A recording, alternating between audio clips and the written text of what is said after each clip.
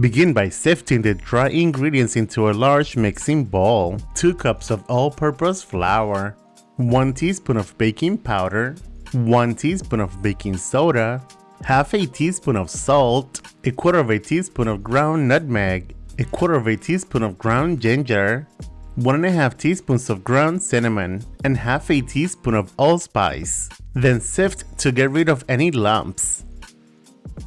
And once sifted, whisk to combine. Set the dry ingredients aside and let's work on the wet ingredients. In another mixing bowl, combine 1 15-ounce can of pure pumpkin, half a cup of melted butter, 2 large eggs, 1 teaspoon of pure vanilla extract, a quarter of a cup of whole milk, half a cup of granulated sugar, and half a cup of brown sugar. Then whisk to combine. Whisk, whisk, whisk.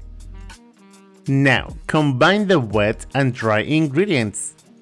Oh, and one more thing.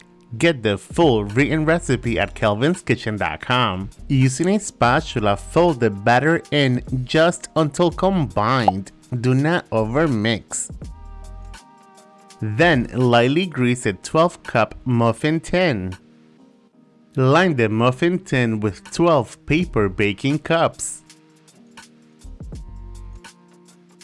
Divide the batter equally into the 12 muffin cups. Meanwhile, preheat the oven to 350 degrees Fahrenheit, that is 177 degrees Celsius.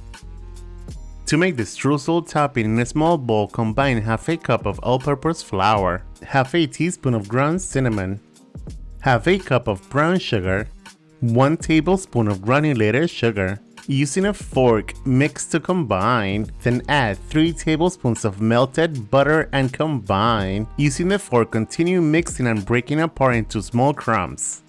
Sprinkle the streusel topping over the muffins. Now, bake at 350 degrees Fahrenheit for about 20 minutes or until a toothpick inserted in the center comes out clean. And if everything goes according to plan, your pumpkin muffins would look like this. Transfer them to a wire rack and allow for the pumpkin muffins to cool off.